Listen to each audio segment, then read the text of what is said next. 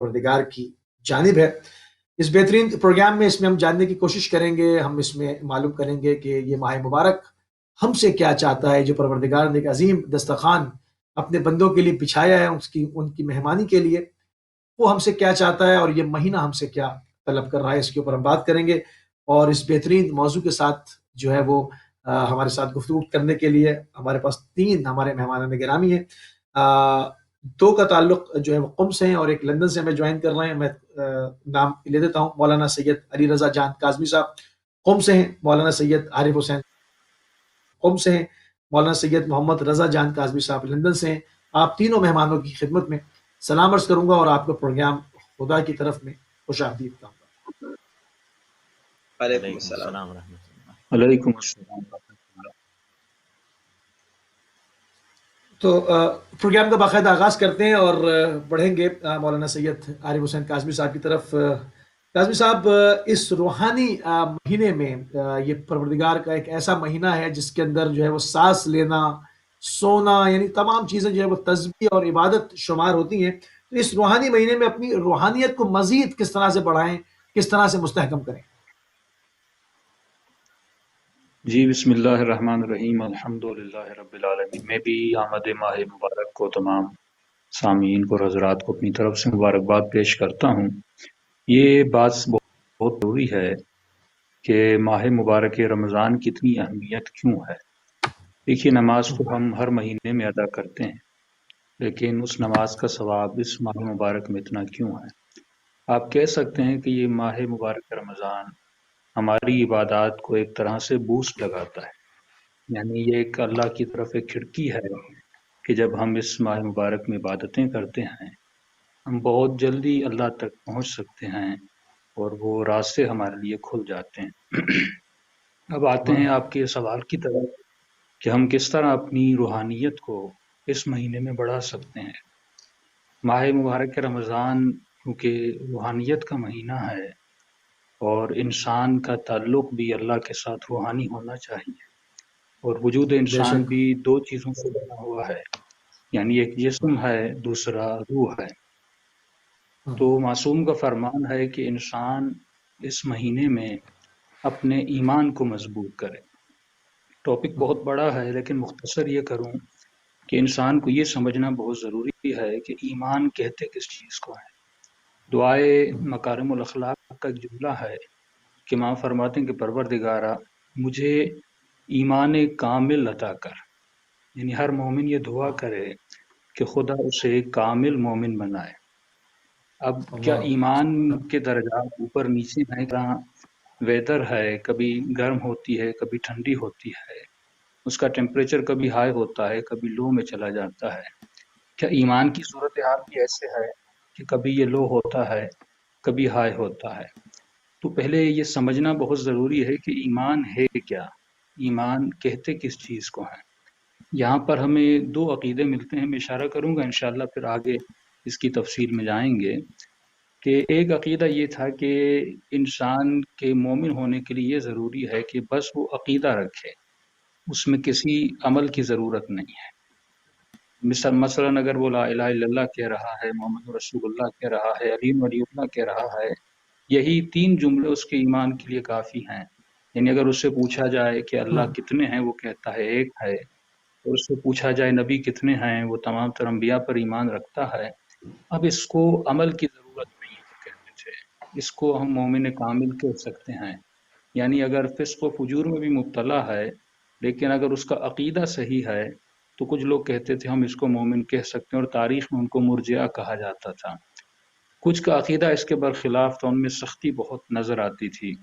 वो कहते थे नहीं, अगर ला इलाहा इल्लल्लाह मुहम्मद रसूलुल्लाह भी कह रहा है, लेकिन अगर उसके अमल में थोड़ी सी भी कोताही है, यानी अगर कलमा और अक़ीदा भी सही है, लेकिन उसके बाद अगर उसने खुदा न खास्ता एक ज़िना ज़िंदगी में किया है, या कभी उसने आमिदन या गलती से शराब पी ली है, तो वो ख़वारिज का अक़ीदा था कि ये इंसान दीन से खारिज हो जाता है और इसका कत्ल करना हमारे ऊपर जायज़ है। कि इसी महीने में मौला अली इब्न अबी तालिब की शहादत भी है, और वो इसी अक़ीदे की बुनियाद पर हुई कि अली का अक़ीदा तो सही था, लेकिन अली इब्न अबी तालिब ने उनके अक़ीदे के मुताबिक गलती की थी और गुनाह किया था, اور وہ یہ تھا کہ انہوں نے معاویہ سے صلح کی تھی، لہٰذا وہ مولا کو واجب القتل مانتے تھے یا قتل کو صحیح مانتے تھے۔ اب امام سے پوچھا گیا مولا صحیح عقیدہ کون سا ہے؟ ایک طرف ایک عقیدہ ہے جس میں یہ ہے کہ صرف عقید ولایت اور نبوت اور توحید ہو، عمل کا وہاں پہ کوئی لینا دینا نہیں ہے، اس کا ایمان کامل ہے۔ دوسرا عقیدہ یہ تھا کہ نہیں، عقیدہ بھی ہو اور اگر چھوٹی سی بھی خطا کرتا ہے تو گویا وہ مقام ایمان سے نکل جاتا ہے۔ معصوم فرماتے ہیں ہم ان دونوں صورتوں کے بیچ میں ہیں۔ وہ انسان مومن ہے جس کا عقیدہ بھی صحیح ہو، یعنی قلباً پروردگار عالم کو مانتا ہو، اور اس عقیدے کے ساتھ اس مومن کے وجود میں عمل بھی پایا جاتا ہے، یعنی ایمان کے ساتھ عمل ہو۔ اسی لیے میرے چھٹے امام فرماتے ہیں کہ لا ینال شفاعتنا، وہ ہماری شفاعت کو کبھی حاصل کر نہیں سکتا جس کے وجود میں جسے نماز کا وہ عادی نہ ہو یا اگر عمل نہ کرتا ہو تو وہ انسان ہماری شفاعت کا کبھی حامل ہو نہیں سکتا۔ صحیح اور ایک شخص مولا علی کے پاس آئے اور میت کا جنازہ لے کر آئے۔ آواز آ رہی ہے میری؟ جی جی، تھوڑی سی صاف نہیں آ پا رہی ہے، بیچ بیچ میں آتی ہوئی ہے صاف، گفتگو جاری رکھیں انشاءاللہ۔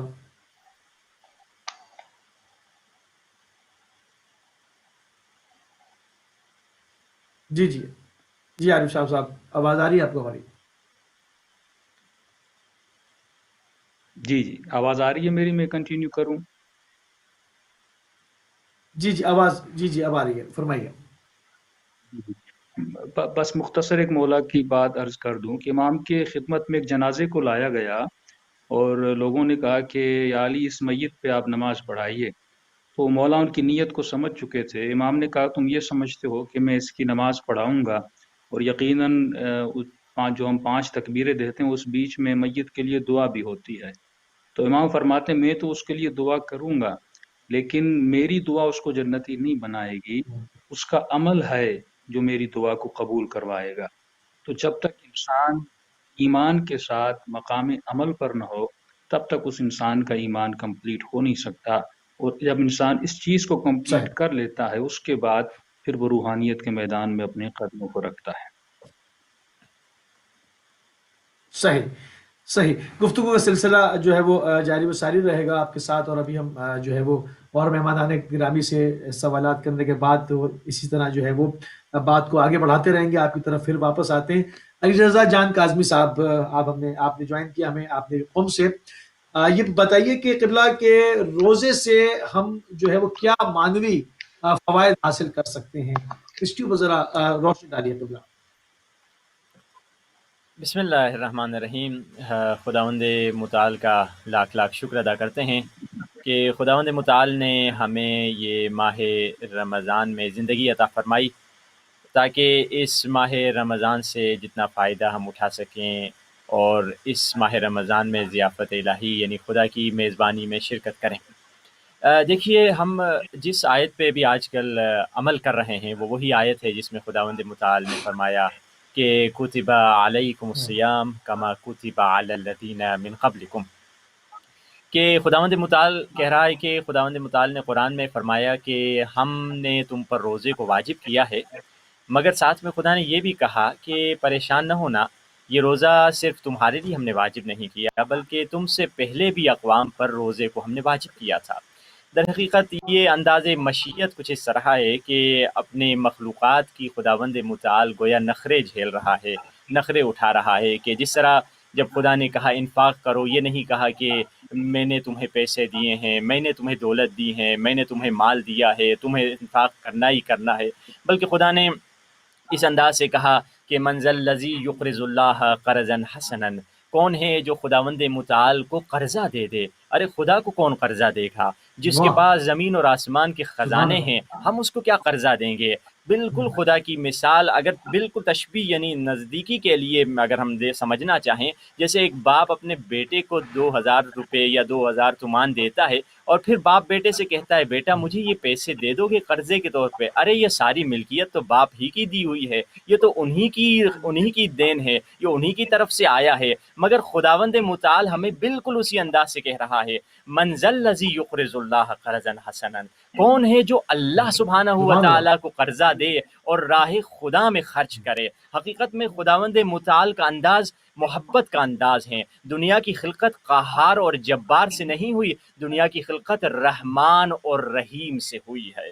اور اس آیت میں بھی اسی طرح ہے کہ فرمایا کہ کتب علیکم الصیام کما کتب علی الذین من قبلکم، گھبرانا نہیں، پریشان نہ ہونا، تمہیں ہم نے جو روزے واجب کیے ہیں وہ صرف تم پہلی قوم نہیں بلکہ تمہارے سے پہلے گزشتہ اقوام نے بھی روزے رکھے ہیں اور وہ روزہ رکھتے رہے تھے۔ اب یہ ایک آیت ہے جس پر الحمدللہ آپ سب، ہم 4 افراد جو یہاں بیٹھے ہوئے ہیں لائیو کال میں، اور اس طرح کافی دنیا میں سارے مومنین اور مسلمین اس آیت پر عمل کر رہے ہیں۔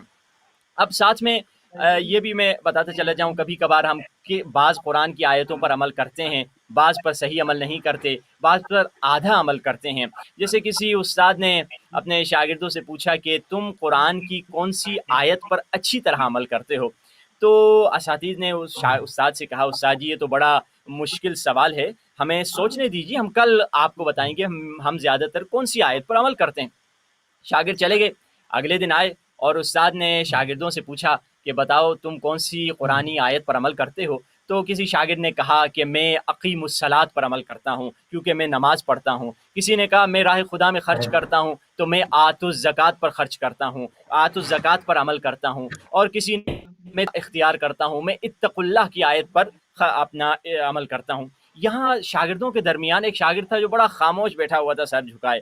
استاد نے جو ٹاسک دیا تھا، استاد نے پھر ان سے پوچھا کہ سب نے تو بتا دیا، تم نے نہیں بتایا تم قرآن کی کون سی آیت پر عمل کرتے ہو؟ تو اس نے کہا قبلہ مجھے شرم آ رہی ہے، میں کیا بتاؤں آپ کو۔ کہا نہیں بتا دو، کیا حرج ہے۔ اس نے کہا جتنی زندگی میں نے کی ہے مجھے تو یہی سمجھ آ رہا ہے، میں کلو وشربو پہ عمل کرتا ہوں کہ کھاؤ پیو، اسی پر میری پوری زندگی گزر چکی ہے، مگر اگلے جملے کو میں نہیں دیکھتا ہوں، کلو وشربو کے بعد ولا تسرفو کو میں بھول جاتا ہوں کہ کھاؤ پیو مگر اسراف نہ کرنا۔ یا پھر دوسرے مقام پہ فرمایا کلو وشربو وعملو صالحا، کھاؤ پیو مگر نیک عمل بھی ساتھ میں کیا کرو۔ ہم ایک حصہ تو رمضان میں لے لیتے ہیں، کلو وشربو یعنی سحری اور افطار میں الا ماشاء اللہ اچھا خاصا کھانا کھا لیتے ہیں، مگر اس کے بعد جو دوسرا جملہ ہے جو آیت میں فرمایا کہ وَعْمَلُوا صَالِحًا، کھانے پینے کے بعد ذرا عمل صالح بھی کیا کرو۔ تو معنوی فائدہ اصل میں اس وقت اٹھائیں گے کیونکہ جب ہم اپنے شکم سے فارغ ہو جائیں، کیونکہ یاد رکھیے عقل اور شکم دو اپوزٹ ڈائریکشن میں جا رہے ہوتے ہیں۔ آپ کا رجحان اگر عقل کی طرف بڑھ جائے تو خود بخود شکم کی طرف گھٹ جائے گا، اور اگر آپ کا رجحان شکم اور پیٹ کی طرف بڑھ جائے خود بخود عقل کی طرف آپ کا رجحان گھٹ جائے گا۔ دیکھیے آپ ہمارے کھانے کا انداز یا ہماری زندگی میں رمضان سے ہم کیا فائدہ اٹھاتے ہیں؟ کیا رمضان صرف ایک افطاری اور افطاری کے بعد کھانا، کھانے کے بعد 2-2:30 بجے کچھ کھانا، پھر اس کے بعد سحری کرنا، کیا اسی کا نام ہے کہ ہم جتنا ہمیں ٹائم ڈیوریشن دیا گیا ہے اس ٹائم ڈیوریشن میں جتنا ہو سکے پیٹ بھر کے کھا لیں اور پھر بعد میں جو ہے پورا دن ہم کو گزارنا ہے اور اتنی تیاری کے ساتھ جاتے ہیں، جبکہ رمضان کا مقصد یہ نہیں ہے۔ رمضان کا مقصد کیا ہے اس کے لیے صرف میں ایک حدیث بتا دوں گا اور پھر ہم اگلے بزرگوار کی طرف چلیں گے کہ امیر المومنین امام علی ابن ابی طالب اپنے بیٹے امام حسن مجتبیٰ سے فرماتے ہیں کہ بیٹا اگر تو چاہتا ہے کہ کبھی بیمار نہ ہو، اگر آپ چاہتے ہیں کہ کبھی ڈاکٹر کو نہ دیکھیں، آپ اگر چاہتے ہیں کبھی طبیب کی طرف نہ جائیں، یہ نہیں کہ الحمدللہ ہمارے دوست بھی جو سننے والے ہوں گے جو ڈاکٹر ہیں طبیب ہیں ہم انہیں دیکھنا چاہتے ہیں، مگر ہم انہیں اس وقت نہیں دیکھنا چاہتے کہ جب بیمار ہو جاتے ہیں۔ تو امام فرما رہے ہیں اگر چاہتے ہو کبھی ہمیشہ کے لیے طبیب سے بے نیاز ہو جاؤ، ہمیشہ کے لیے ڈاکٹر سے بے نیاز ہو جاؤ، اے میرے بیٹے حسن ان 4 چیزوں پر عمل کر لیا کرو۔ پہلا کیا نسخہ مولا نے فرمایا میرے بیٹے کبھی بھی نہ کھانا مگر یہ کہ تجھے زیادہ سے زیادہ بھوک لگی ہو، یعنی کھانا اس وقت جب تمہیں بھوک لگی۔ ہم کیا کرتے ہیں افطار کھا لیے، افطار کے 1-2 گھنٹے کے بعد پھر دوبارہ کھانا شروع کرتے ہیں، اور یہ ایک ٹرم ہمیشہ انگلش میں یوز ہوتی ہے، آپ نے بھی سنی ہوگی کہ گریزنگ کر رہے ہیں۔ ارے بھائی گریزنگ کا اردو میں اگر ترجمہ کریں تو وہ ہوتا ہے چرنا، یعنی انسان کو بھیڑ بکریوں کی طرح چرنے کا حکم دیا جا رہا ہے۔ جو کئی لوگ کہتے ہیں کہ گریزنگ کر لیا کرو، تھوڑا تھوڑا کھا لیا کرو، ایک گو میں نہیں کھایا کرو مگر کھاتے ہی رہو شروع سے آخر تک، جبکہ یہ انسان کی نہ صحت کے لیے اچھا ہے نہ اسلامک پرسپیکٹو سے یہ قابل قبول ہے۔ تو مولا فرما رہے ہیں جب بھی کھانا اس وقت کھانا جب تمہیں بھوک لگی ہے۔ دوسرا فارمولہ مولا نے فرمایا، میرے بیٹا حسن جب بھی کھانا، پہلا فارمولہ یہ تھا جب بھی کھانا جب تمہیں شدید بھوک لگے. نمبر 2 دوسرا فارمولہ، ابھی تمہارے جسم میں، ابھی تمہاری فیلنگ میں بھوک باقی ہے تو کھانے سے ہاتھ روک دینا.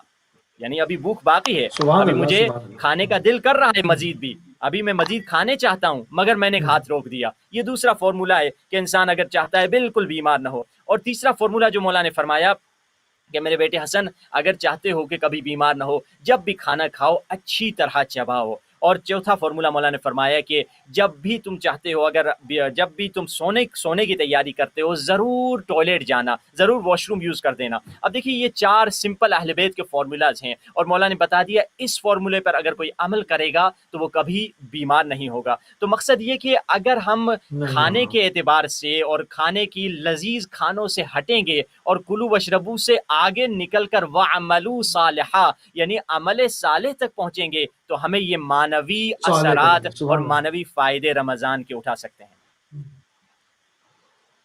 سبحان اللہ سبحان اللہ. بہت عمدہ جو ہے وہ گفتگو کا سلسلہ جو ہے وہ جاری و ساری ہے. آگے بڑھیں گے اور مولانا سید محمد رضا جان کاظمی صاحب آپ نے ہمیں لندن سے جوائن کیا ہوا ہے.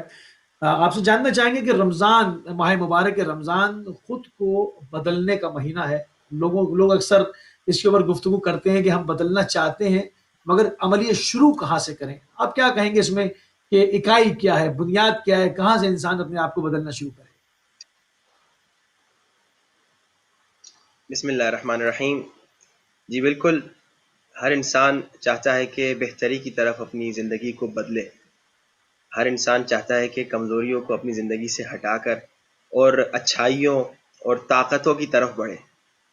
تو اب ہم اگر چاہتے ہیں کہ برائیوں کو اپنی طرف سے دور کریں اور اچھائیوں کی طرف آگے بڑھیں تو ہم کو کیا کرنا چاہیے؟ بہت سارے طریقے ہیں، احادیث روایات بتاتی ہیں، لیکن ابھی جس مہینے میں ہم ہیں یہ وہ عظیم و شان مہینہ ہے کہ اللہ کے رسول فرماتے دیکھو اتنی عظیم و شان نعمت تمہیں عطا ہوئی ہے کہ لو علم العبد ما فی رمضان، یہ حدیث کہتی ہے اگر بندے کو، انسان کو، مومنین کو، روزے داروں کو پتہ چل جائے کہ رمضان میں کتنے فائدے ہیں، کتنے بینیفٹس ہیں، کتنے خاص اسپیشل اللہ کی طرف سے احسانات اور اللہ کی طرف سے آفرز ہیں. اگر مسلمان، اگر عبد یعنی بندہ، مسلمان اور شیعہ کے بارے میں نہیں کہا، یعنی کوئی بھی بندہ اگر جان لے کہ اس رمضان میں کتنے فائدے ہیں، کتنی اپرچونٹیز ہیں، تو لود ان یکون رمضان السنہ، کہ وہ آرزو کرے گا، وہ خواہش کرے گا کاش پورا سال رمضان ہوتا. یہ جو بعض لوگ کہتے ہیں بھائی یہ پھر آ گیا مہینہ، پھر جناب روزے رکھنے پڑیں گے، پھر جناب وہ کھانا پینا بند، پھر جناب اب ہم 16 گھنٹے 18 گھنٹے، بعض لوگوں کا گلا شکوہ ہوتا ہے ارے پھر کھانا بند. اب اس رمضان میں جو فائدے، جو بینیفٹس، جو آفرز، جو احسانات، جو نعمتیں، جو کرم اسپیشل اللہ کی طرف سے ہم پہ نازل ہو رہی ہیں، اللہ کے رسول فرماتے اگر بندے کو، اللہ کے بندے کو پتہ چل جائے کہ جناب اس رمضان میں کتنے فائدے ہیں، کتنے بینیفٹس ہیں، کتنی اسپیشل آفرز لگی ہوئی ہیں، تو وہ چاہے گا پورا سال مجھے اللہ رمضان ہی عطا کرے.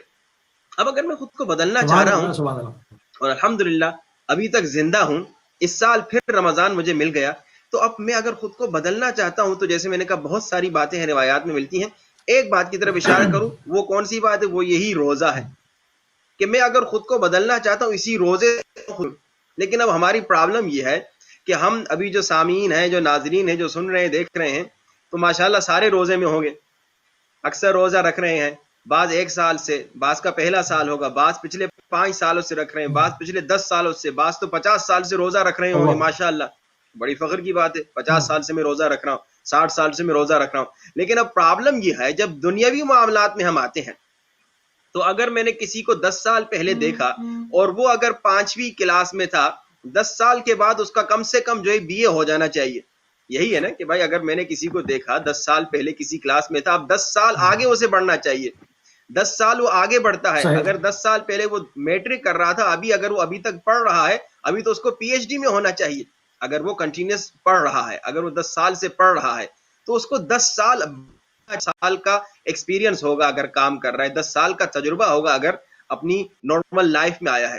لیکن اگر میں کسی سے 10 سال پہلے ملوں کہ بھائی پہلی کلاس میں تھا، گریڈ 1 میں تھا، 10 سال کے بعد ملوں، پوچھوں ہاں بھائی بیٹا کون سی گریڈ میں ہو؟ وہ کہ میں تو ابھی تک پہلی گریڈ میں ہوں. تو ہنسنے کی بات بھی ہے، رونے کی بات بھی ہے. بھائی تو پہلی گریڈ میں کلاس 1 میں پی ایچ ڈی کیوں کر رہا ہے؟ اچھا دنیاوی معاملات میں تو ہم ترقی کرتے ہیں. میرا بچہ ماشاءاللہ پچھلے سال 6ٹھی میں تھا، اب 7ویں میں جائے گا. پچھلے سال 8ویں میں تھا، اب 9ویں میں جائے گا. اب ماشاءاللہ میٹرک ہو گیا، بی اے ہو گیا. ماشاءاللہ ترقی ہمارے بچے کرتے ہیں، ہمیں خوشی ہوتی ہے. لیکن دینی معاملات میں پرابلم یہ ہے، نہ ہمارے بچے ترقی کرتے، نہ ہم ترقی کرتے، نہ ہماری فیملی ترقی کرتی ہے. دنیاوی معاملات اللہ میں تو ایسا بچوں کو کیوں بڑا ہے؟ ہم شوق دلاتے، بیٹا ایسا ترقی کرو، پڑھو، اور بہت اچھی ہاں بات ہے. ایسا کیوں ہے؟ وجہ کیا ہے؟ جی اب اسی کی طرف میں آ رہا ہوں کہ دنیاوی معاملات میں ہم کوشش یہی کرتے ہیں کہ ہمارا بچہ آگے بڑھ، جو کہ بہت اچھا ہے، بہت ضروری ہے. رسول خدا نے، امام علی نے، اہل بیت نے، 14 معصومین نے یہی کہا کہ دیکھو دنیاوی لحاظ سے بھی اپنا علم بڑھاؤ. اطلب العلم، اپنا علم بڑھاؤ، ولو بالسین، ایون چاہنا اطلب العلم مہد سے لحد تک، یعنی گہوارے سے قبر تک. علم کمانے سے، علم حاصل کرنے سے کوئی منع نہیں کر رہا، لیکن ہم جتنی اہمیت علم حاصل کرنے، دنیاوی علم حاصل کرنے کو دیتے ہیں، اتنی اگر کیا اس سے تھوڑا 2-4-5% ہم اہمیت اگر اپنے معنویات اور اسپرچولیٹی کو دے دیں. کہ بھائی میں پچھلے 50 سال سے روزہ رکھ رہا ہوں، پچھلے 60 سال سے روزہ رکھ رہا ہوں، پچھلے 10 سال سے روزہ رکھ رہا ہوں، روزے کی کون سی لیول پر ہوں، اللہ روزے کی کون سی گریڈ پر ہوں. احادیث بتاتی ہیں کہ دیکھو اگر خود کو بدلنا ہے تو روزے کی پہلی گریڈ پہ باقی نہ رہو. روزے کی پہلی گریڈ، پہلی لیول کیا ہے؟ وہ جو ہم سب رکھتے ہیں، کھانا پینا منع. بھائی مبتلات روزہ کتنے ہیں؟ 9 مبتلات روزہ ہیں. ان تمام چیزوں کو ہم چھوڑتے ہیں. ٹھیک ہے جی، یہ ایک عام روزہ ہے جو ہم سب سالوں سے رکھے آ رہے ہیں.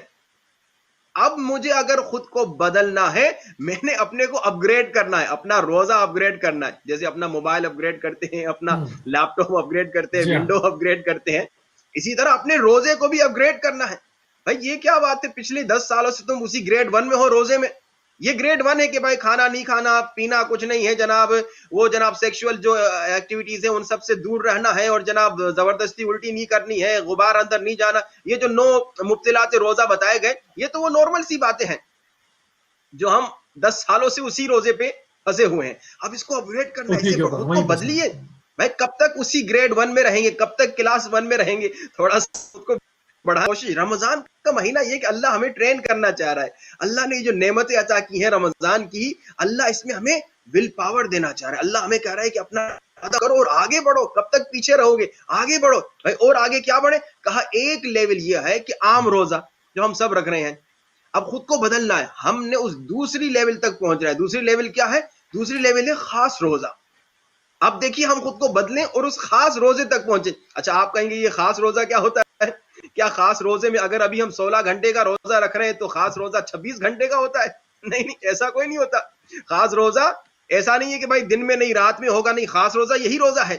لیکن اس خاص روزے میں کمال یہ ہے کہ جیسے ہم عام روزے میں اپنے آپ کو 9 چیزوں سے روک رہے ہیں کہ بھائی یہ کھانا نہیں کھانا، پانی نہیں پینا، اور دوسری جو 9 مبتلات روزہ ہیں ان سے خود کو دور رکھ رہے ہیں.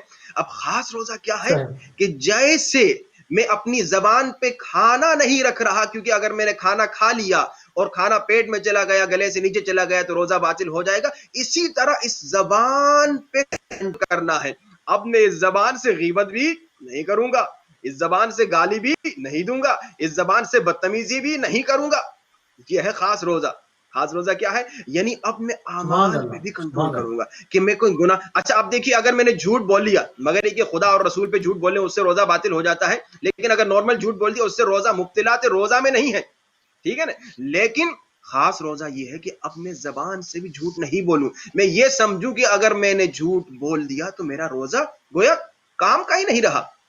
اب آنکھ سے میں گناہ نہیں کروں گا. یہ نہیں کہ روزہ رکھا ہے اور جناب آنکھ سے جناب زنا پہ زنا کر رہا ہے، اور جناب فلمیں پہ فلمیں دیکھ رہا ہے گندی گندی، اور جناب غلط غلط گانے سن رہا ہے، اور جناب غلط غلط حرام حرام کام کر رہا ہے. نہیں، خاص روزہ یہ ہے کہ جیسے آپ کنٹرول کر رہے ہیں حلال چیزوں پہ جو اللہ نے آپ کو ویسے اجازت دی ہوئی واہ یہ کرنے کو، اب اسی طرح آپ حرام چیزوں پر بھی کنٹرول کریں. یہ ایک ٹریننگ ہے کہ اے انسان تو 16 گھنٹے جب حلال کھانا چھوڑ سکتا ہے، اب یہ ٹریننگ ہوگی، اب تو حرام کھانا بھی چھوڑ سکتا ہے.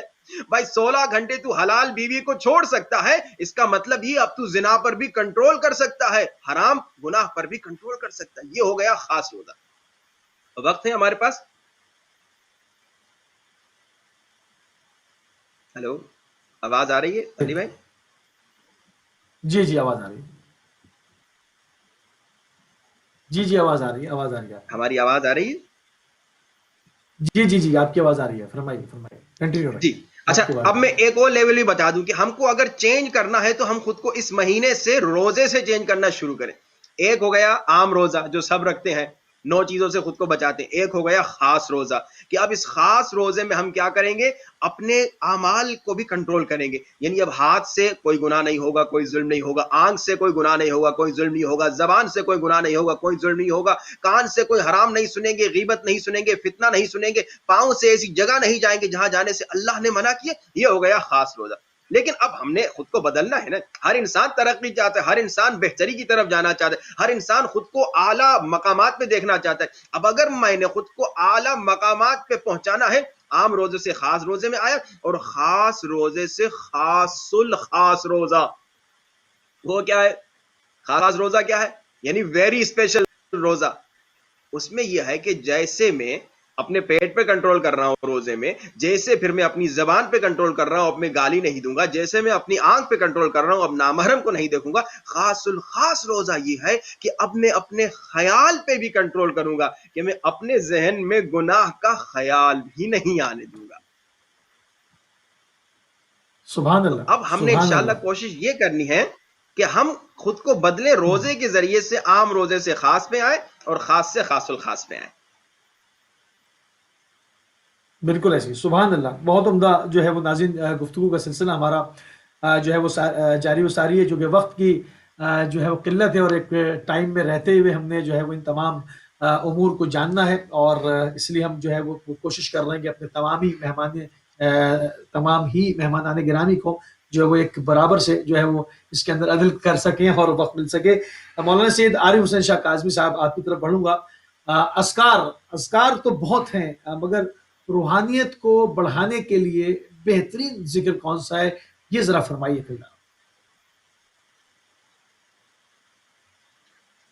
جی پہلے یہ سمجھنا بہت ضروری ہے کہ خود روحانیت کو ہمیں بہت ڈیپلی اس کو اسٹڈی کرنا ہے، کیونکہ وقت میں کمی ہے۔ میں مختصر آپ کی خدمت میں بیان کروں گا۔ دیکھیے، جس طرح ایک کاشتکار جب اپنا بیج لیتا ہے، وہ کبھی بھی ایسی زمین میں بیج نہیں ڈالتا جس زمین میں صلاحیت نہ ہو۔ پہلے وہ زمین کو تلاش کرتا ہے کہ زمین میں صلاحیت ہونی چاہیے۔ اگر زمین میں صلاحیت بھی موجود ہے تو وہ دوسری چیز یہ دیکھتا ہے کہ یہ زمین تب میرے لیے فائدہ مند ہوگی جب اس زمین کی مٹی نرم ہو۔ کبھی بھی سخت زمین پہ وہ بیج نہیں رکھتا، کیونکہ وہ بیج ضائع ہو جاتا ہے۔ ہمارے جتنے بھی اعمال ہیں یہ ایک صحیح، طرح سے بیج ہیں، کیونکہ یہ وہاں پہ جا کے ہمیں جنت میں اس کا اصل میں اثر نظر آتا ہے۔ مثلا یہاں پر آپ نے نماز پڑھی، اس کا پودا، اس کا پھل آپ کو آخرت میں ملے گا۔ آپ نے کوئی ذکر پروردگار عالم کیا، اس کی جو اصل صورت ہے وہ آپ کو آخرت میں نظر آئے گی۔ جس طرح معصوم فرماتے ہیں کہ نماز شب جو ہے وہ انسان کی قبر کی روشنی ہے، یہ روشنی اس کی صورت ہے جو اس دنیا سے جانے کے بعد آپ کو نظر آتی ہے۔ تو جس طرح بیج کو زمین میں ڈالا سبحان اللہ، جاتا ہے، سبحان جس اللہ، زمین میں صلاحیت ہو، اور صلاحیت ہونے کے بعد یہ دیکھا جاتا ہے کیا زمین اب تیار بھی ہے کہ نہیں ہے، اس کو پہلے نرم کیا جاتا ہے، ہل چلایا جاتا ہے۔ تو ہم جتنے بھی اذکار کرتے ہیں یہ سوچنا ضروری ہے کہ ان اذکار کی زمین کون سی ہے۔ اس کی زمین یہ میری زبان نہیں ہے، یہ میرے ہاتھ نہیں ہے، کیونکہ یہ جسم تو مٹی میں مل جانا ہے۔ اس کی زمین قرآن میں کئی الفاظ، فؤاد ہے، قلب ہے، بہت ساری چیزیں استعمال ہوئی ہیں۔ آپ کہہ سکتے ہیں کہ اس کی زمین جو ہے وہ آپ کا قلب ہے۔ جس طرح معصوم فرماتے ہیں گناہ کرنے کے بعد یہ دل سخت ہو جاتا ہے، یہ الفاظ جو آپ کو حدیث میں ملتے ہیں، دل سخت ہو جاتا ہے، قسی ہو جاتا ہے یا سیاہ ہو جاتا ہے، اس کا مطلب یہ دل اتنا سخت ہے۔ اب اگر میں یہاں پہ کتنی بھی باتیں کروں، سننے والوں کا اگر دل سخت ہوگا ان پہ اثر نہیں ہوگا۔ ہم تو خود بھی گنہگار ہیں، لیکن آپ یہ دیکھیں کربلا کے میدان میں گفتگو کرنے والے امام حسین ہیں، لیکن سننے والے سارے مسلمان ہیں، لیکن خود امام کی باتوں کا اثر ان لوگوں قلوب پہ نہیں ہو رہا تھا، کیونکہ دل سخت ہو چکے تھے۔ لیکن جناب حر کے دل پر امام حسین کی بات کا اثر ہوا، یقیناً جناب حر کا دل نرم ہوگا۔ تو پہلے ہمیں اپنے دلوں کو نرم کرنا ہوگا۔ جب تک دل نرم نہیں ہوتا تب تک کوئی ذکر ہمیں فائدہ نہیں دیتا۔ ایک آسان سی مثال دوں کہ ذکر، اکثر لوگ کہتے ہیں کہ ہم ذکر میں تکرار کیوں کرتے ہیں، مثلا یہ ذکر 700 مرتبہ پڑھیں، 1000 مرتبہ پڑھیں۔ یہ بالکل ایسے ہے کہ آپ ایک مرتبہ زمین میں بیل لگانے یعنی کھودنے کے بعد زمین کھدتی نہیں ہے، جب ہل چلاتے ہیں اس کو بار بار کھودنا پڑتا ہے، کنواں کو بار بار کھودنا پڑتا ہے، تب جا کے آپ پانی تک پہنچتے ہیں۔ اسی طرح جب آپ کسی بھی ذکر میں تکرار کرتے ہیں، کوئی بھی ذکر ہو اس میں تکرار بہت ضروری ہے، ریپیٹیشن بہت ضروری ہے۔ مثلا ذکر لا الہ الا اللہ آپ کرتے ہیں، اس میں ریپیٹیشن جتنی آپ کریں گے، لیکن ایک آسان ذکر جو ہمارے بچوں کو، ہمارے بڑوں کو، ہمارے بوڑھوں کو یاد ہے، وہ ذکر صلوات ہے، یعنی ذکر اللہم صلی علی محمد وآل محمد ہے۔ کئی روایات ہیں لیکن وقت میں کمی ہے۔ معصوم فرماتے ہیں یہ ذکر صلوات جو ہے انسان کے گناہوں کو چکنا چور کر دیتا ہے۔ فرمایا کہ ذکر صلوات میں کثرت اختیار کیا کرو، جب بھی رسول خدا کا نام سنو بلند آواز سے صلوات پڑھا کرو، کیونکہ یہ ذکر تمہارے گناہوں کو مٹا دیتا ہے، اور یہ ذکر تمہارے دل کو بھی نرم کرتا ہے اور تمہارے وجود کی زمین کو آسان کرتا ہے۔ ایک واقعہ اور زحمت کو تمام کروں، امام رضا علیہ السلام کے پاس ایک گھوڑا تھا، اور یہ گھوڑا تیار شدہ، عربی میں لفظ ریاضہ استعمال کیا گیا، ایسے گھوڑے جو صرف مالک کو بیٹھنے دیتے تھے لیکن کسی اور کو بیٹھنے نہیں دیتے تھے۔ تو امام نے دعوت دی کوئی ہے جو اس گھوڑے پر سوار ہو جائے، لیکن سارے دیکھنے والے ڈر رہے تھے کیونکہ اس ڈر سے کہیں یہ گھوڑا گرا نہ دے۔ ایک دو نے کوشش بھی کی لیکن گھوڑے نے ان کو زمین پر گرا دیا۔ اتنے میں ایک 7-8 سال کا تھا، وہ امام رضا کو کہتا مولا کیا اجازت ہے کہ میں اس گھوڑے پہ سوار ہو جاؤں؟ تو مولا تعجب سے پوچھتے ہیں کہ تم اس گھوڑے پہ سوار ہونا چاہتے ہو، 7 سال کی عمر ہے، فرمایا یہ گھوڑا تمہیں گرا دے گا؟ کہ نہیں مولا، مجھے پورا یقین ہے جب میں اس گھوڑے پر سوار ہوں گا یہ گھوڑا کمپلیٹ میرے اختیار میں ہوگا۔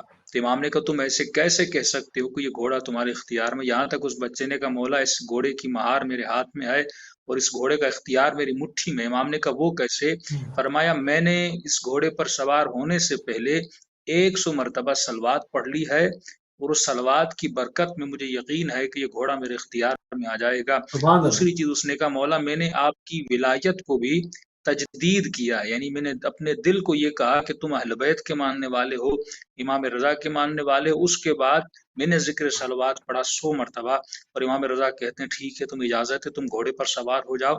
فرمایا یہ گھوڑے پر سوار ہوتا ہے، اور سوار ہونے کے بعد گھوڑا کمپلیٹ یار میں ہوتا ہے، اتنا ہی اس گھوڑے پر سواری کرتا ہے کہ یہ بیچارہ حیوان تھک جاتا ہے، اور یہ بے زبان حیوان امام رضا سے مخاطب ہوتا ہے کہ مولا آج تک کسی نے مجھے اتنا تھکایا نہیں ہے، آپ اللہ سے دعا کریں مجھے صبر دے یا یہ جوان میری پیٹھ سے اتر جائے۔ تو امام رضا کہتے ہیں اللہ تجھے صبر عطا کرے، اور یہ اس وقت بچہ اس گھوڑے کو کہتا ہے تم شکر خدا کرو کہ تیری پیٹھ پر ایک مومن سوار ہے۔ اس کے بعد یہ گھوڑے سے اترتا ہے، اور امام رضا ایسے کہتے ہیں آج تو امام رضا سے جو مانگنا چاہتے ہیں مانگو، کیونکہ تم یقیناً ایک مومن ہو۔ یعنی مومن وہ ہوتا ہے جو ذکر کرے اور ذکر کا اثر بھی دیکھے، ذکر صلوات کرے اور اس کا اثر آپ دیکھ رہے ہیں کہ حیوان پر بھی اس کا اثر ہو رہا ہے۔ تو امام فرماتے ہیں کہ مجھ سے غلام مانگنے ہیں، خزانہ مانگنا ہے، دولت مانگنی ہے، مال مانگنا ہے، جو بھی مجھ سے مانگنا ہے آج تم مجھ سے مانگو۔ یہ امام سے کہتے ہیں مولا مجھے کچھ نہیں چاہیے، بس چند ایک دعا ہے میری۔ امام فرماتے کون سی دعا ہے؟ کہ مولا میری دعا یہ ہے کہ خدا مجھے بہترین تقوی مجھے عطا کرے۔ ایک تو معمولی تقوی کا تصور جو حسن ہو، اللہ نزدیک بہترین تقوی ہو، وہ تقوی مجھے عطا کرے۔ دوسری دعا کہتا ہے مولا رضا تقوی کے ساتھ خدا مجھے اپنے اخوان یعنی جتنے میرے مسلمان بھائی ہیں ان کے حقوق سے مجھے آگاہی عطا کرے، ان کے رائٹ سے مجھے آگاہی عطا کرے۔ ایک مرتبہ مومن گھر میں نماز تو پڑھتا ہے لیکن اپنے ہمسائے اپنے جاننے والے کے حقوق سے آگاہ نہیں ہے۔ مولا علی اگر ایک رات میں 1000 رکعت نماز پڑھتے تھے لیکن رات کے اندھیروں میں یتیموں میں جا کر کھانا بھی تقسیم کرتے تھے، ان یتیموں کے حقوق سے تو آگاہ تھے۔ آج اسپیشلی جو مختلف ممالک میں یہ بیماری آئی ہوئی ہے، آج مومن خود کو تو بچا رہا ہے، اگر سرمایہ دار ہے تو اس کے گھر میں سرمایہ بھی ہوگا، لیکن اس کو یہ سوچنا چاہیے کہ اس ماہ مبارک رمضان میں دوسرے مومنین کی میرے اوپر حقوق کون سے ہیں۔ ہو سکتا ہے کوئی مومن پریشان ہو، مال کی کمی ہو، تو اس نے یہی کہا کہ مولا مجھے حقوق عطا کرے۔ تو آپ دیکھتے ہیں ایک ذکر صلوات میں سے اس کو کتنا کچھ مل گیا۔ تو بہترین ذکر ہے ذکر صلوات۔ رسول خدا کی حدیث بھی ہے کہ جب بھی کوئی مومن دعا کرتا ہے، اس کی دعا کے درمیان اور آسمان کے درمیان ایک حجاب ہے، یہ حجاب تب تک ہٹتا نہیں. یعنی آیت اللہ بھی ہو اگر دعا کرے گا اس کی دعا میں حجاب ہوگا، کوئی ولی بھی ہوگا دعا کرے گا اس کی دعا کے درمیان حجاب. یعنی ہم یہاں دعا کرتے ہیں سبحان دعا اللہ، آسمان سبحان تک اللہ، واہ، جاتی نہیں ہے کیونکہ بیچ میں ایک حجاب ہے. بالکل اگر ایسا، یہ حجاب ہٹانا چاہتے ہو تو صلوات پڑھو. یہ اللہ اکبر. صلوات آسمان اور زمین کے درمیان حجاب کو ہٹا دیتی ہے. تو جب بھی دعا کریں صلوات پڑھا کریں، شروع میں بھی آخر میں. اور بہترین اوقات جو ہیں وہ صبح کی نماز کے بعد ہے. کم از کم 100 مرتبہ ہر مومن صلوات پڑھے تاکہ صلوات کے برکت میں اس کی دنیا بھی آباد ہو، اس کی آخرت بھی آباد ہو. سبحان اللہ، سبحان اللہ. بہت خوبصورت جو ہے وہ آپ نے اس کی توجیہ بھی بیان فرمائی کہ اگر بعض لوگ جو ہوتے ہیں جن کو اذکار دیے جاتے ہیں وہ صرف اس کو دہراتے رہتے ہیں، ان کو یہ نہیں پتا ہوتا اس کے پیچھے فلسفہ کیوں ہے، ہم جو پڑھ رہے ہیں اس کا فائدہ کیا ہے، اس کا فنکشن کیا ہے. بہت ہی احسن طریقے سے آپ نے جو ہے نا اس کے اوپر تمام جو ہے وہ معروضات ہمارے ناظرین کی خدمت میں عرض فرمائی. علی رضا جان کاظمی صاحب آپ کی طرف بڑھیں گے. روزہ جو ہے، روزے کے ایام جو ہیں اس میں انسان خدا کا مہمان قرار دیا گیا ہے. تو مہمان خدا سے مراد کیا ہے؟ اگر اس معاملے کو کھولا جائے تو اس میں سے کچھ نتیجہ برآمد کرنے کی، نتیجہ اخذ کرنے کی ہم کوشش کریں گے. کیا فرمائیں گے آپ؟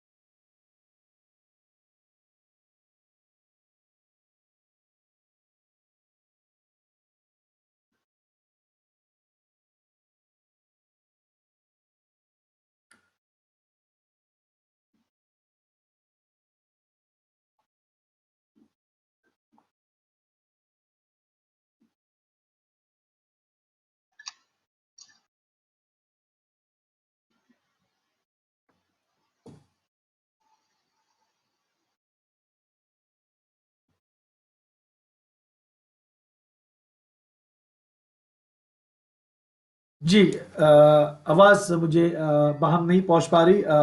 کوشش کریں گے کہ ہمارا جو ہے یہ پرابلم سالو ہو جائے. لانگ ڈسٹینس کال ہے. ابھی آواز آ رہی ہے آغا جان؟ جی اب آواز آئی، بسم اللہ. ہاں ابھی آواز صحیح ہے. چلیے میں دوبارہ سے ابتدا سے سٹارٹ کرتا ہوں. دیکھیے آپ نے جو جی سوال جی، کیا کہ ہم اللہ کے مہمان بن کے جا رہے ہیں اور خداوند مہمان. متعال ہمارا میزبان ہے، تو یہ کیسی مہمانی ہے اور کیسی میزبانی ہے؟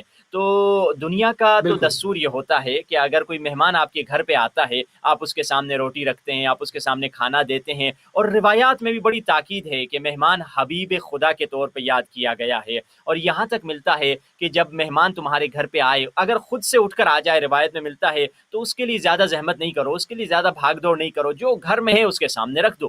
مگر اگر تم نے کسی مہمان کو دعوت کر کے بلایا ہے تو اس کے لیے صحیح زحمت کرنا، اس کی صحیح مہمان نوازی کرنا، اس کی صحیح خدمت کرنا. اور اسی طرح حضور پاک خود مہمان نوازی ان کی سیرت میں نظر آ رہی ہے. مگر سوال کرنے والا پوچھ سکتا ہے خدا ہمیں کہتا ہے مہمان کی مہمان نوازی کرو اور تم اچھے میزبان بنو، رسول بھی یہی کہتے ہیں، مگر یہ کیسی مہمان نوازی ہے خدا کی کہ اس مہمان نوازی میں کھانا دینے کے بجائے بند کر دیا جا رہا ہے، روٹی دینے کے بجائے بند کر دی جا رہی ہے، پانی دینے کے بجائے بند کر دیا جا رہا ہے، گویا ہمارے سامنے سے کھانا ہٹا دیا جا رہا ہے، ہمارے سامنے سے ہمارے اوپر کھانے پر پابندی لگا دی جا رہی ہے۔ تو یہ کیسی میزبانی ہے خداوند متعال کی، اور ہم کیسے اللہ سبحانہ و تعالیٰ کے مہمان ہیں۔ دیکھیے اگر مہمانی اور میزبانی کو صرف پیٹ تک محدود رکھیں گے تو ہم کو یہ مہمانی پسند نہیں آئے گی، ہم کو یہ میزبان اتنا اچھا نہیں لگے گا جو ہمیں کھانا نہیں کھلا رہا بلکہ صرف ہمیں معنویت کی طرف بلا رہا ہے۔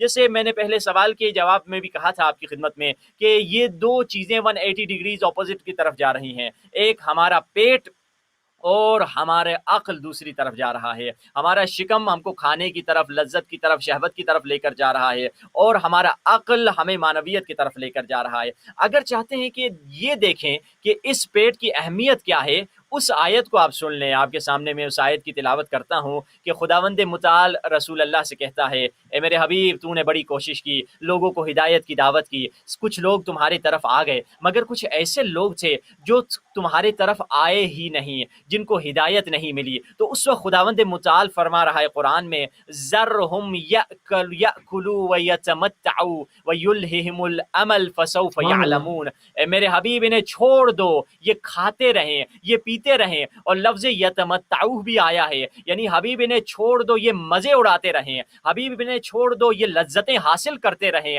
ویلہہم الامل، انہیں ان کی جو آرزو اور خواہشات ہیں انہیں غافل بنا دیں گی، فسوف یعلمون، اور ان قریب وہ جان لیں گے وہ کس گھاٹے میں تھے۔ عجیب ہے جب خداوند متعال کفار کی صفت بتا رہا ہے، جن کفار کو ہدایت نہیں ملی، کہا یہ وہ کافر ہیں جنہیں چھوڑ دو، کھانے دو، یعنی پینے دو، لذتیں حاصل کرنے دو۔ گویا خداوند متعال رسول اللہ سے کہہ رہا ہے، حبیب تو آئے ہی اسی لیے تھا، ہم نے تجھے بھیجا ہی اسی لیے تھا تاکہ لوگوں کو مادی لذتوں سے نکالو، لوگوں کو کھانے پینے کی لذتوں سے نکالو، اور معنوی لذتیں انہیں عطا کرو۔ اور یہی اصل مقصد ہے کہ رمضان میں ہمارا جسم خدا کا مہمان نہیں ہے مگر ہماری روح خدا کی مہمان ہے۔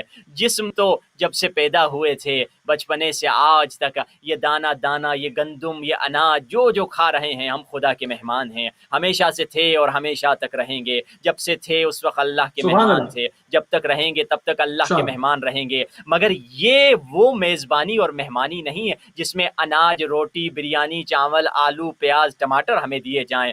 یہ میزبانی خدا کی معنوی میزبانی ہے۔ تو ہمیں کیسے پتا چلے کہ ہم اس معنوی میزبانی میں خداوند متعال کے مہمان بنے ہیں یا نہیں بنے ہیں، یا صرف ہم کھانے پینے کی لذتوں کے پیچھے ہیں؟ ہاں، اگر کوئی مسلمان روزے دار یہ دیکھ رہا ہے کہ اس کا دل معنویت کی طرف جا رہا ہے، اس کا دل قرآن کی تلاوت کی طرف جا رہا ہے، اس کا دل نماز کی طرف جا رہا ہے، اس کا دل خیرات کی طرف جا رہا ہے، اس کا دل خیرات اور انفاق کی طرف جا رہا ہے، اگر وہ معنویت محسوس کر رہا ہے تو سمجھ جائے کہ میں خدا کا مہمان بن چکا ہوں۔ اب مجھے صرف دنیاوی دسترخوان کی ضرورت نہیں ہے، مجھے میرے سامنے ایک معنوی دسترخوان بچ چکا ہے۔ کہیں ایسے نہ ہو جائے 29 رمضان کی آواز آ جائے کہ کل عید ہونے والی ہے اور یہ دسترخوان سمیٹا جا رہا ہے، جس نے جو معنوی رزق لینا تھا وہ لے چکا، اب یہ دسترخوان سمیٹا جا رہا ہے۔ اس سے پہلے کہ وہ دن آئے اور وہ افسوس والا دن کہ ہم نے رمضان گزر گیا اور ہم نے اس رمضان کے معنوی دسترخوان سے سوائے سحری اور افطاری کے کچھ نہیں اٹھایا۔ ہم نے یہ سوچا کہ یہی افطاری ہے، جیسے وہ علامہ اقبال کہتے ہیں کہ یہ کہ آسمان جو ستاروں سے آگے آسمان اور بھی ہے، تو ہمیں بھی خود کے اپنے لیے یہ کہنا چاہیے کہ افطاری اور سحری سے آگے اور بھی ہے، جہاں اور بھی ہے، آسمان اور بھی ہے۔ صرف ہم افطاری اور سحری میں پھنسے نہ رہیں کہ رمضان میں صرف یہی چینجنگ آئی کہ ڈنر ہوا، اور بریک فاسٹ تو پہلے بھی ہوتا تھا، لنچ ڈیلیٹ ہو گیا، لنچ کو ہٹا دیا اور بریک فاسٹ اور ڈنر کر رہے ہیں، تھوڑی ٹائمنگ اس میں تھوڑا نظم آ گیا ہے۔ یہی فرق نہیں ہونا چاہیے رمضان میں، بلکہ رمضان میں معنوی رزق حاصل کرنا چاہیے۔ دیکھیے آخر میں بس اگر ٹائم ہے، کیونکہ ہمارے پاس ٹائم بھی مختصر ہے، ایک روایت بتا کے میں گفتگو کو سمیٹ لوں۔ ابھی آپ بتائیے۔ ہمارے پاس صرف 1 منٹ رہ گیا ہے۔ جی ہاں 1 منٹ ہو گیا ہے، چلیے ٹھیک ہے، تو یہ روایت انشاءاللہ کبھی اور انشاءاللہ آپ کی خدمت میں عرض کروں گا۔ تو مقصد یہی کہ اگر ہم چاہتے ہیں رمضان سے فائدہ اٹھائیں اور خداوند متعال کی بارگاہ میں وہ مہمان ٹھہریں جس نے معنویت سے فائدہ اٹھایا ہے، تو ہمیں توجہ کرنی پڑے گی اور کھانے پینے اور دنیاوی لذات سے ہٹ کر معنوی لذتوں کی طرف ہمیں جانا ہوگا۔ سبحان اللہ، سبحان اللہ، بہت ہی شکر گزار ہیں، انتہائی مشکور ہیں اور انتہائی ممنون ہیں۔ دل تو چاہ رہا تھا کہ ابھی جو ہے وہ یہ روحانی محفل اسی طرح سے برقرار رہے اور گفتگو ہوتی رہے، یہ علم اور فضائل کے جو دریا ہیں یہ بہتے رہیں، مگر ہمیں اپنے وقت کا خیال رکھنا ہوتا ہے اور اپنے وقت کے اندر ہی اپنے میسج کو اپنے ناظرین کی اذان عالیہ تک منتقل کرنا ہوتا ہے۔ بہت شکر گزار ہیں مولانا سید علی رضا جان کاظمی صاحب آپ کے، مولانا سید عارف حسین شاہ آپ کے، مولانا سید محمد رضا جان کاظمی صاحب آپ کے، اپنے تمام مہمانان گرامی کا، جنہوں نے ہمیں اس اسلوب کی طرف کہ کس طرح سے ہم اس میں معنوی فائدے حاصل کر سکتے ہیں، پروردگار کہ ہم اگر مہمان ہیں تو اس مہمان کی کیفیت کیا ہے، اس میزبان کی کیا کیفیت ہے، وہ دسترخوان ہے کیا، ان تمام چیزوں پہ کہ اس ماہ مبارک کا مقصد کیا ہے، ہم سے کیا چاہتا ہے، اس کے اوپر گفتگو انشاءاللہ۔ اور اگلے پروگرام میں پروردگار نے اگر زندگی دی تو ہم جو ہے اس میں اپنے ناظرین کو بھی شامل کریں گے اور آخر 10-15 منٹ جو ہے وہ لائیو کالز کے لیے بھی مختص کریں گے۔ ہمارے پروگرام کا وقت ناظرین جو ہے وہ ختم ہو گیا۔ انشاءاللہ ہماری اور آپ کی ملاقات کل UK ٹائم سے 3 بجے ہوگی۔ اجازت دیجیے، السلام علیکم ورحمۃ اللہ وبرکاتہ۔